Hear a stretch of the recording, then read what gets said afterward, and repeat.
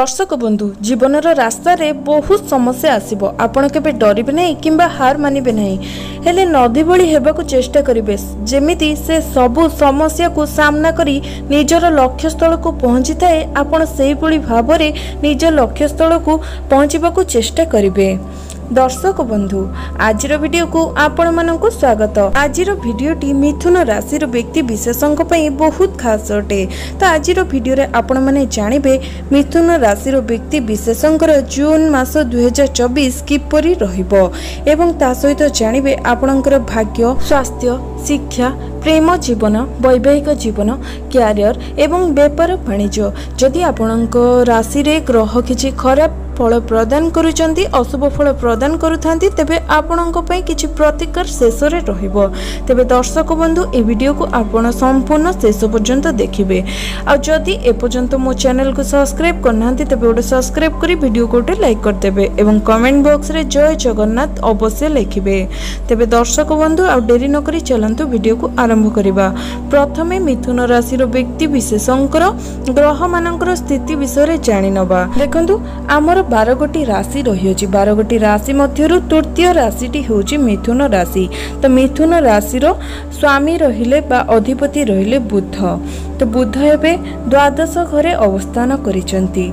एवं तांको सहित गुरु, शुक्र, सूर्य विराजमान अछंती एवं आपणकर चतुर्थ गृह रे केतु विराजमान अछंती, आपणकर नवम गृह रे शनि विराजमान अछंती एवं आपणकर दशम गृह रे राहु विराजमान अछंती एवं आपणकर एकादश गृह रे मंगल विराजमान अछंती। तेबे दर्शक बंधु एबे आसंतु जानि नबा आपणकर 2024 जून मास रे स्वास्थ्य किपरि रहिबो। देखंतु आपणकर राशि रो स्वामी रहिले बुध। बुध एबे द्वादश गृह रे अवस्थान करिसंती ता पुनी 14 जून पर्यंत रहिबे। 14 जून परे से प्रथम घर को विराजमान हेबे। आ आपण माने मध्ये जानंती द्वादश गृह कुंडली रे खराब बोली माना जायते। द्वादश गृह को व्ययर गृह, हॉस्पिटल गृह एवं रोग स्थान गृह बोली माना जायते। जेहेतु आपणकर राशि रो स्वामी बुध सी एबे द्वादश गृह रे अवस्थान करिसंती तेणु आपणकर स्वास्थ्य रे खराब आसी पारे।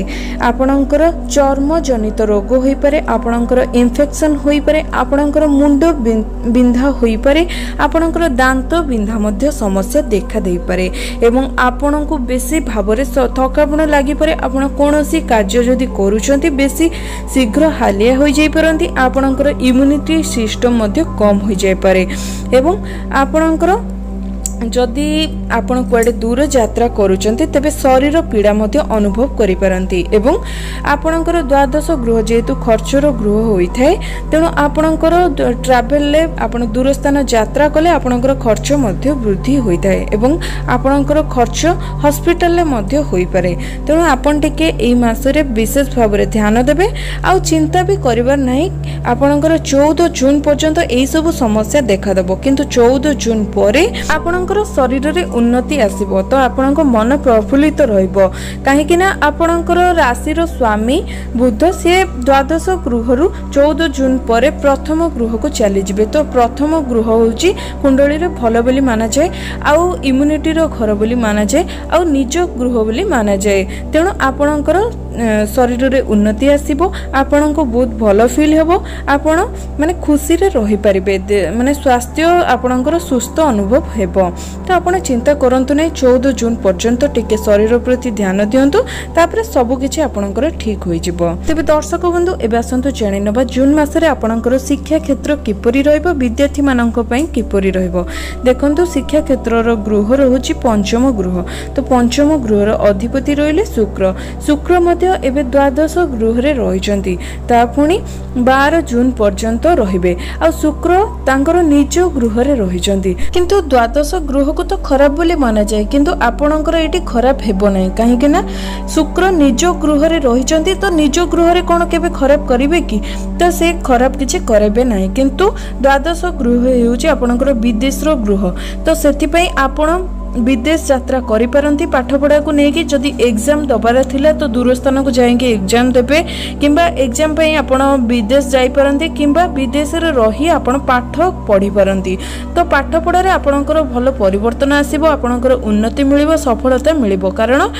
शुक्र एवं निज घर भल स्थान रही तो किसी भी टेंशन ना जदि भी आपणकर 12 जून पूर्व किसी एग्जाम दौरान तो एग्जाम आपणकर भल हो सफलता मिल उन्नति पाइबे। आउ 12 जून पर जितेबाला शुक्र प्रथम गृह को प्रवेश करेंगे तो आपणकर भी किसी खराब हेब ना कहीं सी मित्र घर को जीवे आउ केन्द्र में रे तेणु आपणकर पाठ पढ़ा बहुत भल रहिबो 12 जून पर तो व्यस्त होबार नहीं तो आपन को रिजल्ट बहुत भल आसीबो जदि परीक्षा देइथिबे तापर रिजल्ट आसीबार अछि ताहा मध्ये आपन को पई भल हेबो। तो जो सेक्टर रे आपन पाठ पढिचंती बा पढुचंती बा एडमिशन आपनकर अछि कि आपन इंटरव्यू पई प्रिपेयर होचंती तो सब किछि आपन को पई बहुत भल रहइबो कारण एई मासटी पंचम गृहर अधिपति शुक्र से भल स्थान रे रहिचंती आ प्रथम घर को आसी मध्ये भल स्थान रे रहिबे तो किछि भी असुविधा करेबे नाही। तो आपनकर मन इच्छा जेउ बट पढिया पई चाहउचंती जहा किछि करिया पई चाहउचंती जेउ एग्जाम देबा पई चाहउचंती तो निर्भय रे आपण सेही एग्जाम देई परिबे सब किछि करि परिबे। तबे दर्शक बंधु एबा सुंदर जानि नेबा आपनकर प्रेम जीवन जून मास रे किपरि रहिबो। देखो प्रेम जीवन गृह रोचे पंचम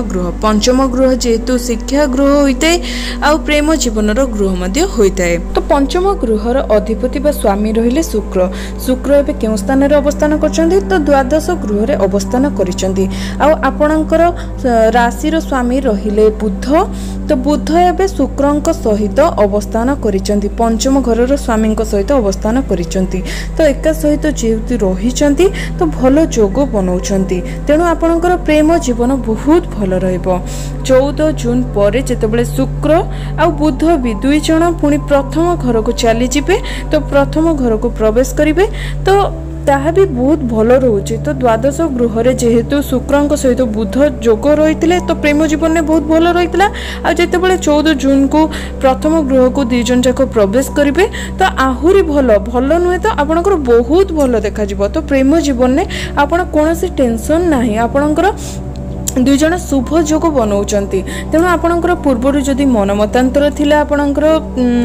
लभनक सहित बा ब्रेकअप होइतिला किंबा आपणकर झगड़ा झांटी होइतिला किंबा कथा बंद हो जाइतिला तो एई सब समस्या आपणकर ठीक हो जिवो। आपण दुई जन पुनर्बार कथावार्ता हेबे पुनर्बार आपणकर भल संपर्क गढ़ी उठिबो। प्रेम जीवन माने देखिबाकू गले एई मासरे पूरा बहुत भल अछि तो आपण टेंशन नै आपण जहाको जदि प्रपोज करिबार थिला तो निश्चित प्रपोज करि परिबे से मते आपनको एक्सेप्ट करेंगे आउ प्रेम जीवन आपणकर सुरखुरी कटिबो। तबे दर्शक बंधु एबे आसंतु जानि नबा आपणकर वैवाहिक जीवन किपरि रहिबो दाम्पत्य जीवन किपरि रहिबो। देखंतु वैवाहिक जीवनर गृह रहउची सप्तम गृह तो सप्तम गृहर अधिपति रहिले गुरु बृहस्पति आपणकर द्वादश गृह रे अवस्थान करिसंती ता पुनी शत्रुंक राशि रे अछंती तो सेति पई आपणकर टिके खराब होई पारे काहेकि ना गुरु बृहस्पति दृष्टि मध्य सप्तम गृह को पड़ू ना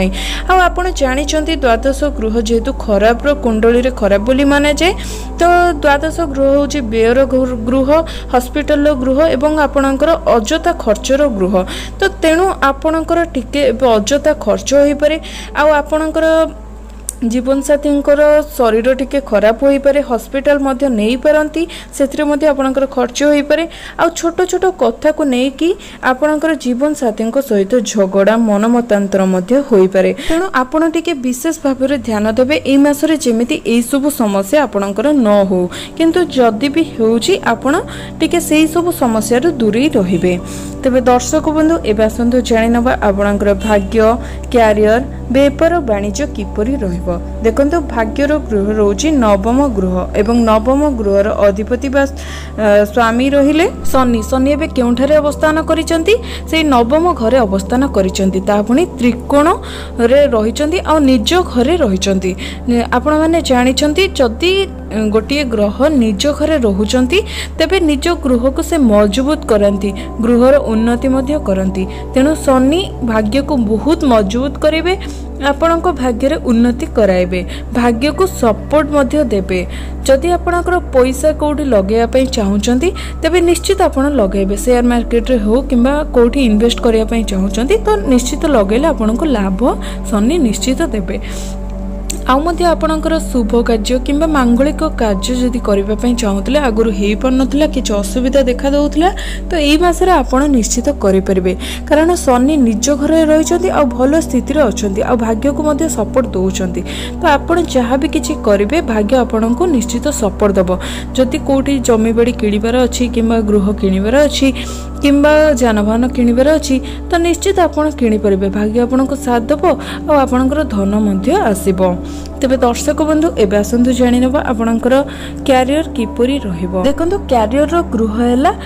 दशम गृह तो दशम गृहर स्वामी रहिले बा अधिपति रहिले गुरु बृहस्पति किंतु द्वादश घरे अवस्थान करिसंती तेणु आपणको से विदेश यात्रा कराइबे तो द्वादश घर खराब बोली माना जाए किंतु किछि खराब किछि भल मध्य आपणकर हेबो तो देखंतु आपणकर विदेश यात्रा बा दूर यात्रा आपणको कराइबे आपणको जो कार्य करिया पई इच्छा हबो तो सेइथरे बुद्धि आपणको गुरु बृहस्पति देबे आपणको परिश्रम अधिक कराइबेनी किंतु चालाकर सहित बुद्धि खटाई कि केमति कार्य करिवे सेटा गुरु बृहस्पति आपणको माने प्रखर कराइबे बुद्धि को एवं ठीक जगह रे आपणकर बुद्धि को लगाइबे आ मध्य जेहेतु गुरु बृहस्पति द्वादश घरे रहिचंती तेणु आपणको भल कंपनी रे चाकरी लगेबे चाकरी रे आपणको बहुत उन्नति करेबे आ आपणकर प्रमोशन मध्ये होई पारे नचेत आपण पुराना चाकरी को छाड़ी आपण नूतन चाकरी रे नियोजित हेबे आपणको जीवन में परिवर्तन आसीबो चाकरी रे परिवर्तन आसीबो एई सब जो परिवर्तन द्वादश घरे रही कि गुरु बृहस्पति आपणकर करेबे काहेकि ना दशम घरर स्वामी से द्वादश घरे बहुत दिन धरी रहिबे तेणु आपणकर विदेश यात्रा मध्य कराइबे दूर यात्रा कराइबे धार्मिक यात्रा कराइबे आउ रहा आपणकर काम रे बेले बेले मन लागिबो नै एवं बेले बेले मध्य आपणकर मन को खराब चिंताधारा आसीबो किंबा चिड़ी चिड़ी स्वभाव रे आपण बनि जिबे काहेकि ना आपणकर जो कैरियर दशम घर रहउची तो दशम घर एबे राहु रहिचंदी तेणु आपणकर काम से कराइबे किंतु आपणकर चिड़ी चिड़ी स्वभाव आपणको कराइबे तेणु आपण मन रे भाबिबे कि एबे आ कहा कथा सुनिबिनी निज हिसाब रे काम करिबे राहु मध्य आपणको स्मार्ट बनेबे आपणको टेक्निकल फील्ड रे भलो फल प्रदर्शन करिवे किंतु आपणकर बेले बेले मन रे आसक्ति भाव आसीबो तो राग बढ़िबो चिड़ी चिड़ी स्वभाव रे मध्य आपण बनि जिवे किंतु सब किछि कि देखिबाको गले आपणकर कैरियर ना कि भलो अछि ना कि खराब अछि मिश्रित फल आपणको प्रदान करूची आ निज मन को जदि आपण काबू रे रखिबे तो काम रे लगाइबे तेबे सब काम आपणकर भलो हेबो तो मन को टिके काबू रे रखिबे तेबे दर्शक बंधु एबे आसंतु जानि नबा आपणकर व्यापार वाणिज्य किपरि रहिबो देखंतु व्यापार वाणिज्यर गृह रहउची सप्तम गृह मध्य आपणकर वैवाहिक जीवन रो गृह होइताय तो सप्तम गृहर अधिपति रहिले गुरु बृहस्पति किंतु गुरु बृहस्पति एबे द्वादश घरे अवस्थान करिसंती सेति पई आपणकर टिके अजथा खर्च होबो बिजनेस रे टिके खर्च बढ़िबो किंतु आपणकर 14 जून परे टिके भल आसीबो तो भल इनकम मध्य हबो गुरु आपणको डेली इनकम मध्य कराइबे धन आपणकर आसीबो केतेबेले जेतेबेले बुध एवं शुक्र प्रथम गृह को आसी जिबे सेतेबेले आपणकर इनकम भल रहइबो आ गुरु जेतु द्वादश घरे रहउचंती तो आपणकर बिजनेस रे टिके खर्च करिवे जेमिति धन आसीबो सेमिति खर्च मध्य आपणकर हेबो आ नूतन बिजनेस जदि आरंभ करिबे पई चाहउचंती तबे आपणको मिश्रित फल प्रदान करिवो किंतु 14 जून पर जदि आरंभ करिवे तबे भल रहइबो और व्यापार वाणिज्य को नहीं आपण विदेश रु मध्य लाभ प्राप्त करि परंती विदेश यात्रा मध्य करि परंती तबे दर्शक बंधु ये तो थिला मिथुन राशि रो स्वास्थ्य शिक्षा लव वैवाहिक जीवन भाग्य कैरियर बिजनेस किपरि रहला तो एबे जे ग्रह माने आपण को अशुभ फल प्रदान करूचंती तो तांको पई किछि प्रतिकार मध्य रहिछि देखंतु आपणकर गुरु जेहेतु खराब रे रहउचंती तो प्रत्येक गुरुवार दिन आपण हळदिया अन्न करी निजे खांतु एवं गो माता को मध्य खुआंतु तो आ गुरुवार दिन गुरु बृहस्पति बीज मंत्र मध्य पाठ करंतु देखिबे आपनको पई शुभ फल गुरु बृहस्पति प्रदान करिवे एवं बुधवार दिन बुध ग्रहंकर बीज मंत्र मध्य पाठ करंतु तेबे दर्शक बंधु आशा करूची ए वीडियोटी आपण मानको निश्चित भल लागिथिबो जदि भल लागिची ए पर्यंत मो चैनल को सब्सक्राइब करि नाथि तबे ओटे सब्सक्राइब करी वीडियो को ओटे लाइक कर दियंतु एवं कमेंट बॉक्स रे जय जगन्नाथ अवश्य लिखंतु।